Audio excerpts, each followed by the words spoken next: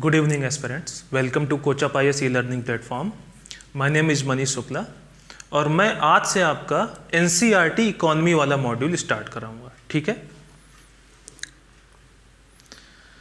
तो देखते हैं आपका जो इकोनॉमी NCERT वाला मॉड्यूल है क्लास 9th से ये स्टार्ट होता है और क्लास 9th की जो इकोनॉमी NCERT है उसमें टोटल 4 चैप्टर्स हैं आपके, ठीक है।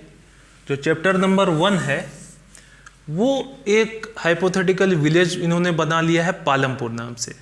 तो the story of A village Palampur. अब इस पालमपुर विलेज में जो आपको बताने की कोशिश उन्होंने करी है वो ये है कि एक विलेज में ग्रामीण क्षेत्रों में जो प्रोडक्शन या उत्पादन की प्रक्रिया होती है वो कैसे होता है, ठीक। तो वहाँ पे आपसे ये बात करेंगे फार्म प्रोडक्शन की, ठीक है। उसके अलावा नॉन फार्मिंग प्रोडक्शन एक्टिविटीज़ की, फिर आपको बताएंगे, उसके पहले आपको ये भी बताएंगे कि क्या फैक्टर्स ऑफ प्रोडक्शन है। तो इस चैप्टर 1 में हम इन सारी चीज़ों के बारे में चर्चा करेंगे। क्या होगा आपका फैक्टर्स ऑफ प्रोडक्शन जो होता है, ठीक है, उत्पादन के कारक। उसके अलावा फार्मिंग एक्टिविटी के बारे में वहाँ पे बात करेंगे हम, फिर नॉन फार्मिंग एक्टिविटी की बात करेंगे। तो बहुत डिटेल में आज मैं इसको डिस्कस करूंगा आपका चैप्टर नंबर 1। जो चैप्टर नंबर 2 है पीपुल एज ए रिसोर्स, संसाधन के रूप में लोग। इस चैप्टर में यह बताया गया है कि अगर लोगों को रिसोर्स बनाना है, संसाधन बनाना है, तो उनको आपको एजुकेशन या शिक्षा देनी पड़ेगी, ठीक है। उनको हेल्थ देना पड़ेगा, स्वास्थ्य सुविधा मुहैया करानी पड़ेगी और उनको एम्प्लॉयमेंट या रोजगार देना पड़ेगा। तो इन चीज़ों में क्या चैलेंजेस हैं, उसका क्या समाधान हो सकता है, क्या वे आउट हो सकता है, ये सब हम देखेंगे chapter number 2 people as a resource में, ठीक है। जो आपका चैप्टर नंबर 3 है उसमें आपको पॉवर्टी के बारे में बताया गया है, पॉवर्टी एज ए चैलेंज, ठीक। तो यहां पे आपको बताया गया है सबसे पहले कि पॉवर्टी क्या होती है, क्या कॉजेज हैं पॉवर्टी के, ठीक है। इसका डिस्ट्रीब्यूशन, कौन सा सोसाइटी का ऐसा सेक्शन है जहां पे पॉवर्टी ज़्यादा है, ठीक है। फिर स्टेट वाइज डिस्ट्रीब्यूशन और क्या इसका वे आउट हो सकता है। तो उन सब बातों पे इस चैप्टर में चर्चा की गई है, ठीक। फिर जो लास्ट है आपका chapter number 4 food security in India, वहाँ पे आपको पहले सबसे पहले बताया गया कि फूड सिक्योरिटी क्या होती है, ग्रीन रिवोल्यूशन का क्या इस पे इम्पैक्ट रहा भारत को फूड सिक्योर कराने में। फिर बताएंगे कि फूड सिक्योरिटी में पीडीएस सिस्टम, इसकी क्या इंपॉर्टेंस है, ठीक, और क्या क्या चैलेंजेस हैं, क्लियर। तो ये सारा कुछ आपको 9th क्लास की जो इकोनॉमी एनसीईआरटी है उसमें बताया गया है, ठीक। तो अभी हम एक स्ट्रक्चर के थ्रू चलेंगे। पहले मैं आपको 9th क्लास की एनसीईआरटी कराऊंगा, 10th की, 11th की, 12th की, उसके बाद एडवांस लेवल का इकोनॉमी आपका, ठीक है। तो आज हम स्टार्ट करते हैं यहाँ से the story of A village Palampur, जहाँ पे आप देखेंगे प्रोडक्शन या उत्पादन, ठीक। The story of A village Palampur, इसमें प्रोडक्शन इन विलेजेस, ग्रामीण क्षेत्रों में उत्पादन के ऊपर चर्चा की गई है, ठीक है। तो जो टॉपिक्स होंगे इस चैप्टर में, पहला टॉपिक जो है आपका वो है ऑर्गेनाइजेशन ऑफ प्रोडक्शन। इसमें हम पढ़ेंगे फैक्टर्स ऑफ प्रोडक्शन क्या होते हैं, ठीक। उत्पादन का संगठन, इसके अंतर्गत हम पढ़ेंगे उत्पादन के कारक। जैसे आपको कोई भी प्रोडक्शन एक्टिविटी करनी है तो उसमें क्या फैक्टर्स, क्या क्या चीजें चाहिए आपको। तो हम यहाँ पे लैंड के बारे में चर्चा करेंगे, लेबर के बारे में चर्चा करेंगे, कैपिटल के बारे में चर्चा करेंगे, ठीक है। तो ये सारी चीजें हम देखेंगे, क्लियर। उसके बाद जो सेकेंड टॉपिक है आपका वो है farming production activities in Indian villages. तो सबसे पहले हमने देखा प्रोडक्शन कैसे करते हैं, उत्पादन का संगठन कैसे करते हैं, प्रोडक्शन को ऑर्गेनाइज कैसे करेंगे, क्या फैक्टर्स हैं प्रोडक्शन के, एक बार वो देख लिया। फिर देखेंगे भारत के जो ग्रामीण क्षेत्र हैं उसमें जो कृषि उत्पादन क्रियाएं हैं उनके संदर्भ में चीजों को देखेंगे, ठीक है। तो फार्मिंग एक्टिविटीज हम यहाँ पे देखेंगे फार्मिंग करने के लिए जो लैंड आपको चाहिए उस लैंड में क्या चैलेंजेस हैं, उसकी यील्ड के चैलेंजेस, उसकी सस्टेनेबिलिटी के चैलेंजेस, क्लियर। उसके डिस्ट्रीब्यूशन के चैलेंजेस, फिर हम वहाँ पे लेबर की बात करेंगे कि कैसे जो फार्म लेबर है उसके वेजेस की क्या प्रक्रिया है, कैसे डिसाइड किया जाता है। क्लियर। यहाँ पे कैपिटल की बात करेंगे, जहाँ पे मैं आपको बताऊंगा कि भारत में जो 85 to 86% जो फार्मर्स हैं वो स्मॉल एंड मार्जिनल फार्मर्स हैं, लघु एवं सीमांत किसान हैं। उनके पास सेविंग्स नहीं होती है, सेविंग्स नहीं होती है तो उनको इनपुट, मतलब उनके पास कैपिटल नहीं होगी, तो कैपिटल नहीं होगी तो इनपुट वो सोर्स नहीं कर पाएंगे। तो ये सारी चीजें हम इस टॉपिक में पढ़ेंगे। जो टॉपिक नंबर 3 है आपका वो है non farming production activities in Indian villages.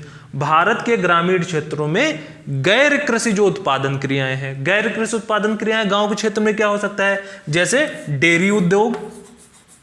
Clear. ठीक है।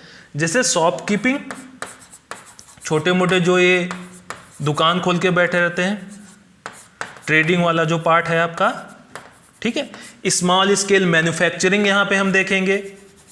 जैसे आपने देखा होगा गांव में जैगरी या गुड़ का उत्पादन होता है, बीड़ी कारखाने लगते हैं। ठीक है। तो स्मॉल स्केल मैन्युफैक्चरिंग भी होती है, आपकी शॉपकीपिंग भी होती है, डेयरी उद्योग भी है। जो कुछ प्रोड्यूस करोगे उसको ट्रांसपोर्ट करना है, आपको बेचना है, तो ट्रांसपोर्ट की भी चीजें होती हैं। ठीक है। तो ये सारी नॉन फार्मिंग प्रोडक्शन एक्टिविटीज हैं जो कि विलेज साइड या ग्रामीण क्षेत्रों में होती हैं। ठीक। तो सबसे पहले हमने क्या देखा, production of goods and services. अगर आपको वस्तु एवं सेवाओं का उत्पादन करना है तो कौन कौन से कारक उसमें आपको इंपॉर्टेंट हैं।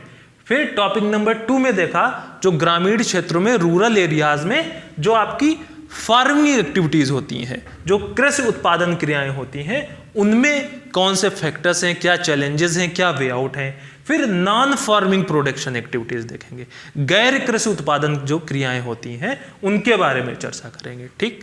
तो ये इन टॉपिक्स के अंदर आपका चैप्टर नंबर 1 कंप्लीट हो जाएगा। ठीक।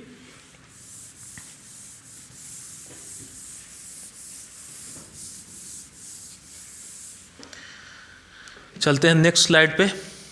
इसको आप एक बार देख लीजिए, फिर मैं एक्सप्लेन करता हूं आपको।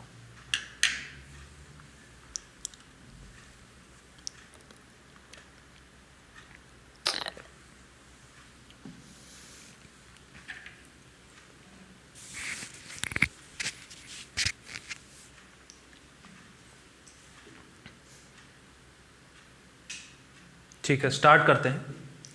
तो ये हेडिंग है फैक्टर्स ऑफ प्रोडक्शन, उत्पादन के कारक। ठीक। अगर आपको प्रोडक्शन करना है तो कौन कौन सी चीजें रिक्वायर्ड हैं, किसी भी गुड्स या सर्विस का अगर आपको प्रोडक्शन करना है, वस्तु एवं सेवाओं का उत्पादन करना है, तो कौन से फैक्टर्स उसमें लगेंगे। ठीक। तो सबसे पहले आपको क्या चाहिए, लैंड चाहिए। क्लियर। लैंड चाहिए आपको। ठीक है। लैंड की रिक्वायरमेंट होगी। उसके अलावा लैंड के अलावा आपको लेबर की रिक्वायरमेंट होगी। ठीक। उसके अलावा आपके पास फिजिकल कैपिटल चाहिए और उसके साथ साथ ह्यूमन कैपिटल चाहिए। अब इस सब को मैं एक्सप्लेन करता हूं। मान लीजिए एग्जांपल लेते हैं कि आपने क्या किया, आपने एक आयरन और स्टील प्लांट डाला। ठीक। इसमें आप किस चीज का प्रोडक्शन करेंगे, आप लौह इस्पात कारखाना आपने लगाया जहां से आप स्टील का प्रोडक्शन करना चाहते हैं। तो अगर ये प्रोडक्शन आप करना चाहते हैं तो आपको सबसे पहले ये प्लांट डालने के लिए एक लैंड चाहिए होगा कि नहीं, लैंड की रिक्वायरमेंट होगी कि नहीं, तो आपको लैंड चाहिए। उसके अलावा बहुत सारे नेचुरल रिसोर्सेस आपको लगेंगे, प्राकृतिक संसाधन लगेंगे। जैसे अब आयरन इन स्टील प्लांट डालना है तो आपको आयरन को माइन करना पड़ेगा। ठीक है। तो मिनरल्स चाहिए आपको, लैंड चाहिए, मिनरल्स चाहिए, खनिज चाहिए। ठीक है। लौह खनिज जो होता है उसको आपको एक्सट्रैक्ट करना पड़ेगा अगर आपको स्टील का प्रोडक्शन करना है। ठीक है। लैंड हो गया, मिनरल्स हो गया, वाटर हो गया। ठीक है। तो ये सारे नेचुरल रिसोर्सेस आपको रिक्वायर्ड हैं अगर आप किसी गुड्स और सर्विस का प्रोडक्शन करना चाहते हैं। ठीक। तो आपको किसी भी गुड्स एवं सर्विस के प्रोडक्शन के लिए लैंड की आवश्यकता जरूर पड़ेगी, जहां पे आप अपना सेटअप स्टेब्लिश करेंगे। ठीक, तो एक तो हो गया लैंड। अब उस गुड का प्रोडक्शन करने के लिए, उस वस्तु एवं सेवाओं का उत्पादन करने के लिए अगली चीज जो रिक्वायर्ड है वो है लेबर। क्लियर? अब आयरन एंड स्टील प्लांट डाल दिया आपने, लैंड पे लैंड ले लिया, उस पर प्लांट स्टेब्लिश कर दिया, एक्सट्रैक्ट करने के लिए आपने चीजें स्टेब्लिश कर दी, बट अगली चीज अब क्या लगेगी? उस कारखाने में काम करने के लिए आपको लेबर लगेगा, श्रमिक लगेंगे। और श्रमिक भी दो टाइप के, एक स्किल्ड एक अनस्किल्ड। ठीक है, एक आपका एजुकेटेड लेबर है और एक आपका मैनुअल लेबर है। ठीक है, तो आपको लेबर या श्रमिक की आवश्यकता होगी उत्पादन की प्रक्रिया में। ठीक, लेबर कैसा हो सकता है? वो आपका स्किल्ड लेबर हो सकता है और मैनुअल लेबर भी आपको आवश्यकता होगी। ठीक है, क्लियर? पढ़े लिखे श्रमिक और शारीरिक श्रम करने वाले श्रमिक। ठीक है, तो ये दो टाइप के लेबर की आवश्यकता आपको होगी किसी भी गुड और सर्विस का प्रोडक्शन करने के लिए। जो तीसरा फैक्टर है, लैंड हो गया आपका, लेबर हो गया, उसके अलावा जो तीसरा फैक्टर आपको लगेगा गुड्स एवं सर्विसेज का प्रोडक्शन करते टाइम, वो है फिजिकल कैपिटल। क्लियर? भौतिक पूंजी। अब भौतिक पूंजी में आपका एक आता है फिक्स्ड कैपिटल और एक होता है वर्किंग कैपिटल। ठीक है, फिक्स्ड कैपिटल में आपका टूल्स, मशीनरीज, बिल्डिंग, ये सारी चीजें होती हैं, और वर्किंग कैपिटल में आपका रॉ मटेरियल और आपके जो मनी इन हैंड है वो आती है।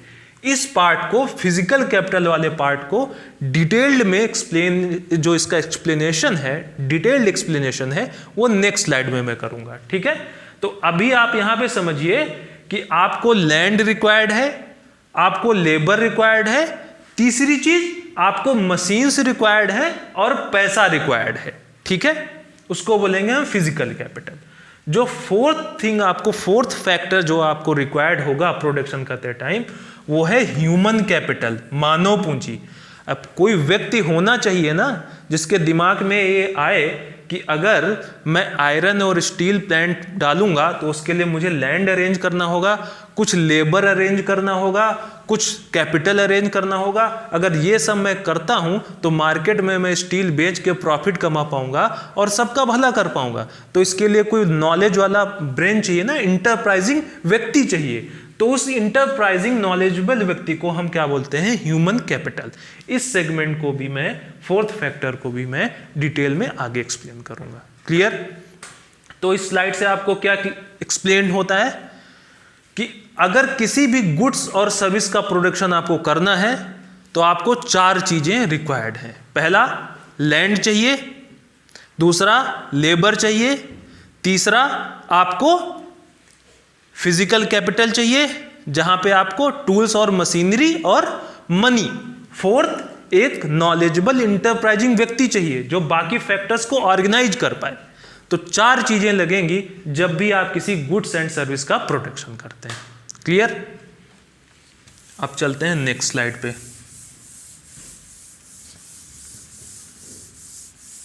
आप लोग इस फ्लो चार्ट के रूप में जो मैंने आपको दिया है यहाँ पे, इसी तरीके से आप नोट्स बनाते हुए चलेंगे तो आपको आगे बेनिफिट करेगा। अब इस स्लाइड को देखिए, यहाँ पे फिजिकल कैपिटल के बारे में बताया गया है। जो थर्ड फैक्टर था फिजिकल कैपिटल, उसके बारे में। तो इसको एक बार आप देख लीजिए, फिर मैं एक्सप्लेन करता हूँ इसको आपको।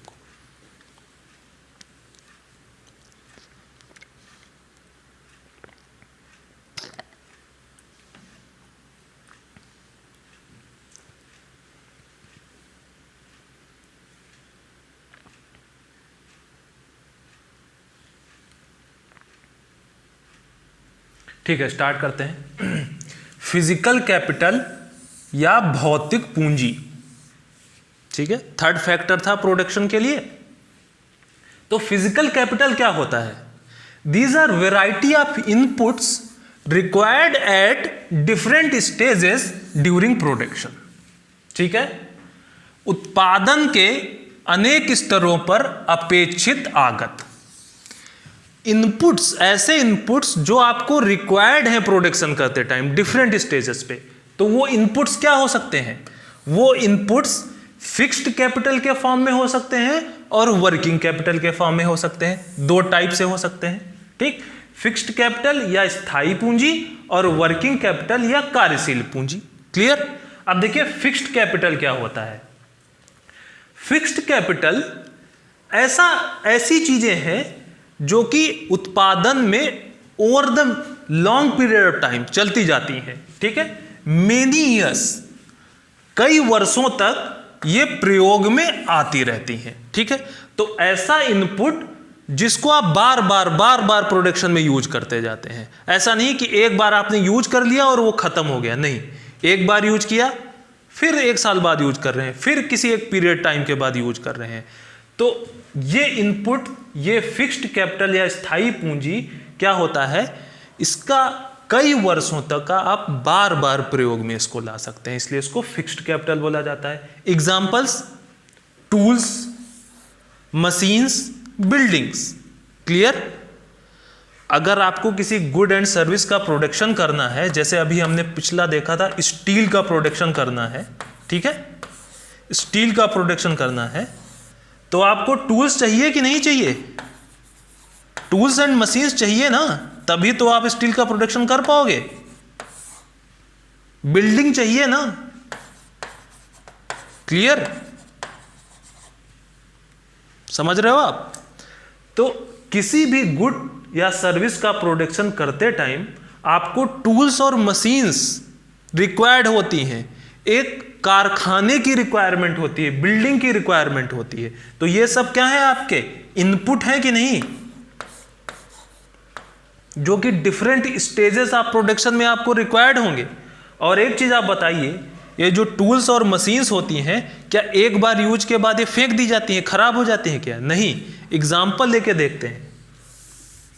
जैसे प्लो की बात करें, हल की बात करें, तो मान लीजिए खरीफ का सीजन अभी जून चल रहा है, मानसून आने वाला है। अभी जो इंडियन फार्मर्स हैं वो राइस या पैडी कल्टीवेशन करने जाएंगे। तो पैडी कल्टीवेशन करते टाइम ये जो हल का यूज करेंगे, यूज करके क्या एक बार में ये कंज्यूम हो जाएगा प्लाउ पूरा? नहीं।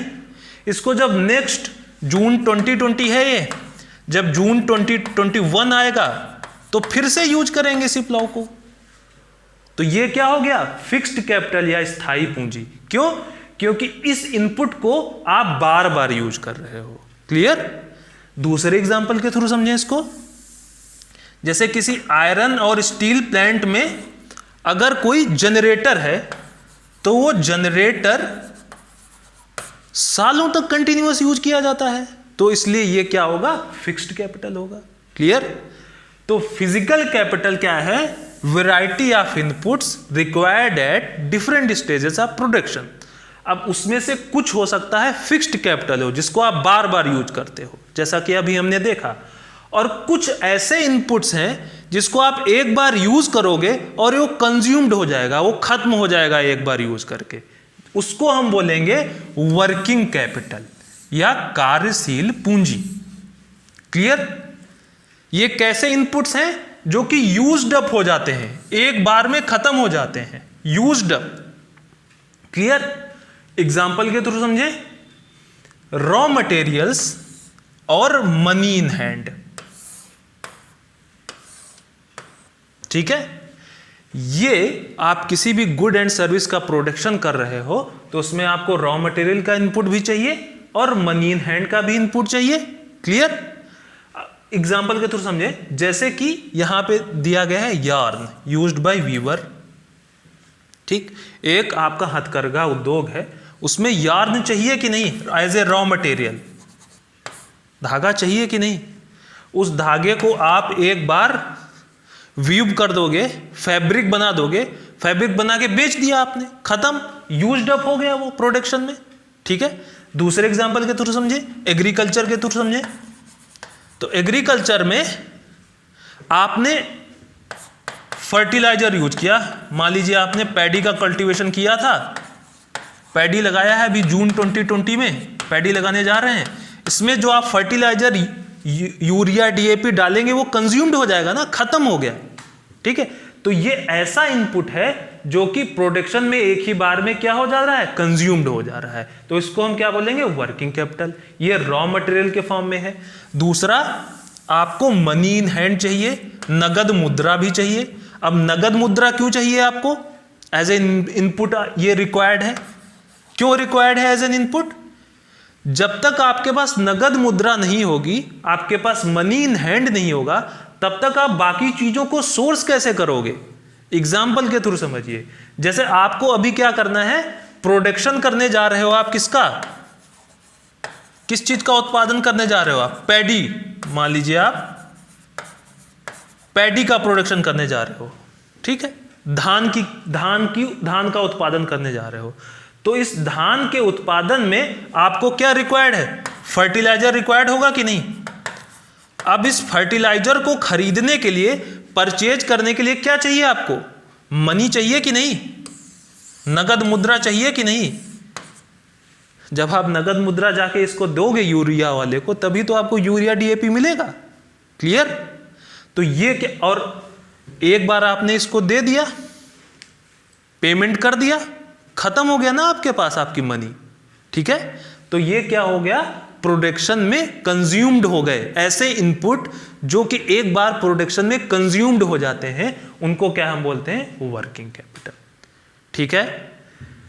तो फिजिकल कैपिटल क्या होता है? Physical capital, these are variety of inputs required at different stages during production.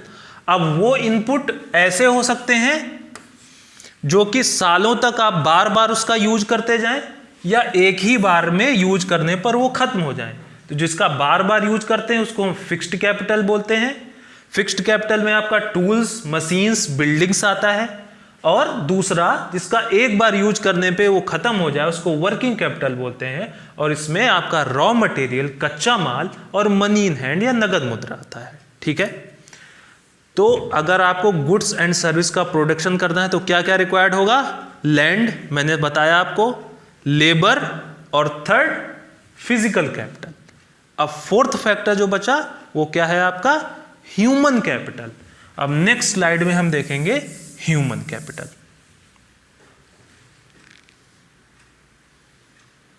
अब इसको आप एक बार देख लीजिए, फिर मैं इसको एक्सप्लेन कर दूंगा आपको।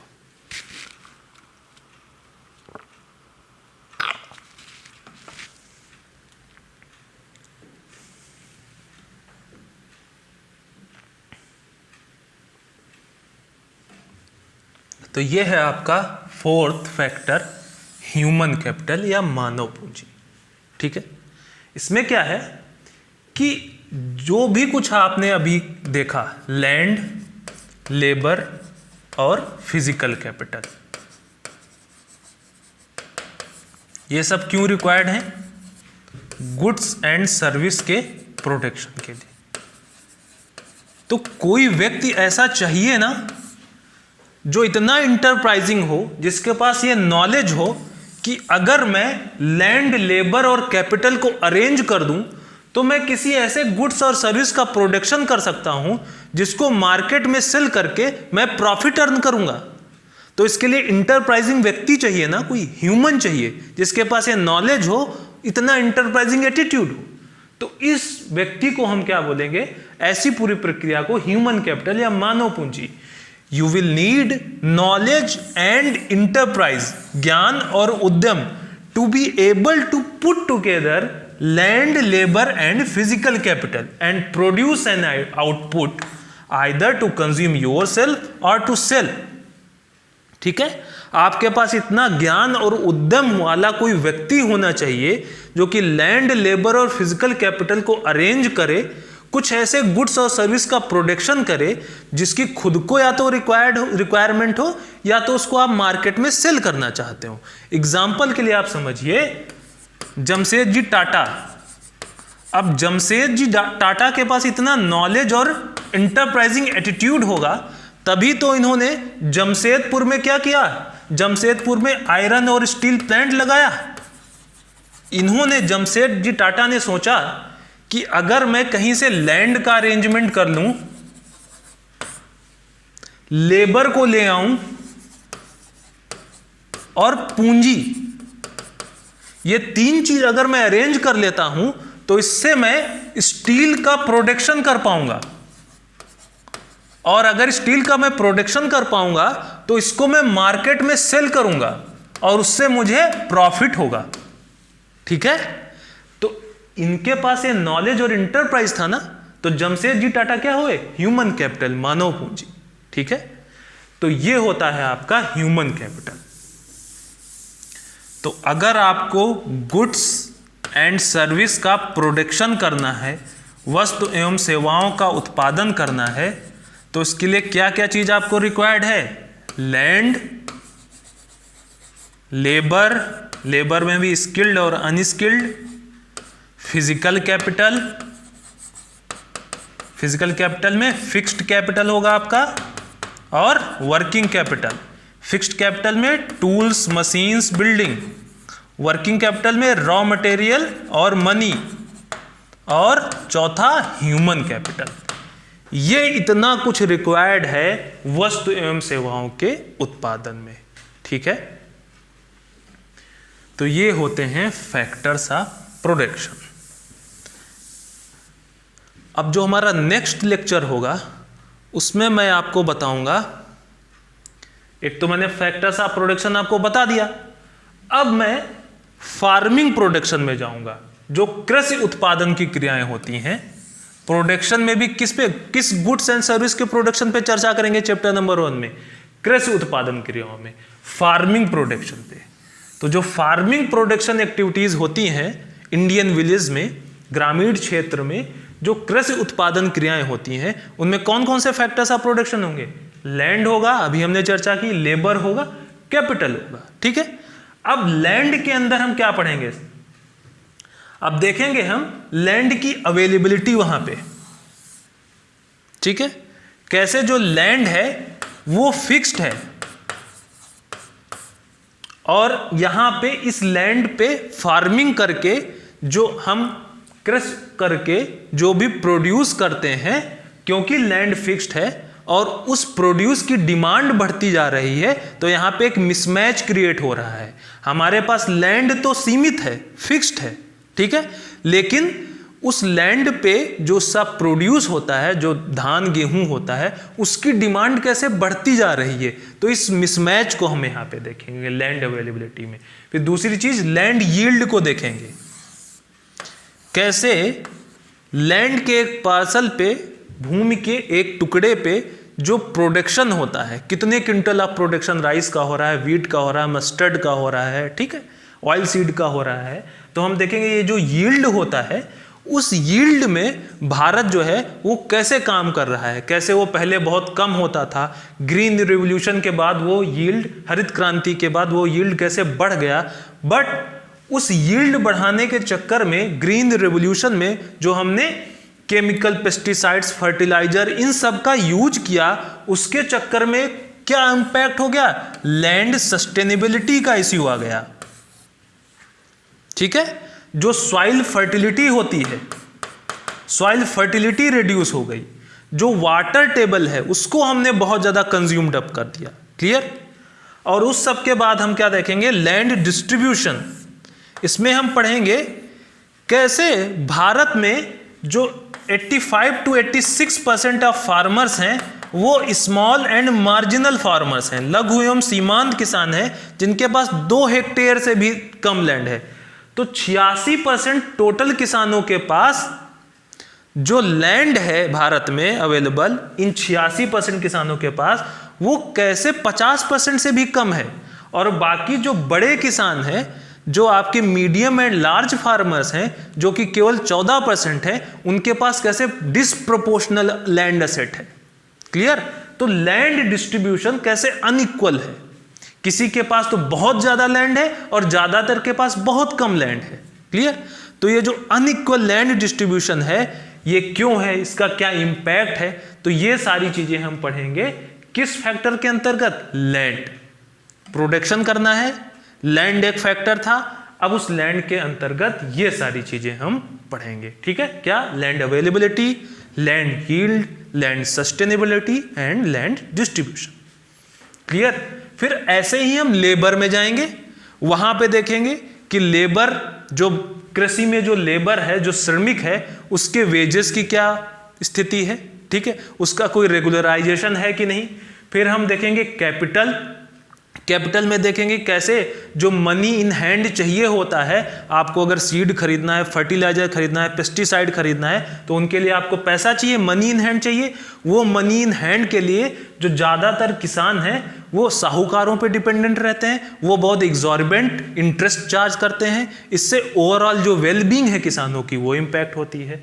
तो ये सारी चीज़ें एक एक करके हम आने वाले लेक्चर्स में चर्चा करेंगे। तो आज से आपका इकोनॉमी वाला भी सेशन स्टार्ट हो रहा है। कई स्टूडेंट्स की डिमांड थी कि इकोनॉमी भी स्टार्ट किया जाए, तो अब लगभग आपका हिस्ट्री आशुतोष सर ले रहे हैं, जियोग्राफी वाला एनसीईआरटी में डील कर रहा हूँ, आपका इकोनॉमी एनसीईआरटी भी स्टार्ट हो गया, पब्लिक एडमिनिस्ट्रेशन ऑप्शनल भी चल रहा है, आपका एथिक्स चल रहा है। तो लगभग आप सभी सेक्शंस पे हमने कहीं ना कहीं स्टार्ट कर दिया है, ठीक है। और कई बच्चों की ये भी डिमांड आ रही थी कि जो मैंने जनरल डिस्कशन वाला उसमें सेशन लिया था, जिसमें आपको बताया था कि 2021 टारगेट कर रहे हैं तो क्या स्ट्रेटेजी हो, तो उसके बाद कई बच्चों का आया कि ऑप्शनल चूज़ करने पे थोड़ा सा गाइड करिए। तो how to choose optional topic पे आशुतोष सर आपका मोस्ट प्रोबेबली मंडे को आपका लेक्चर ले लेंगे, तो आपको वहाँ से काफ़ी यूज़फुल इनपुट्स मिल जाएंगे, ठीक है। तो मिलते हैं नेक्स्ट लेक्चर में, थैंक यू।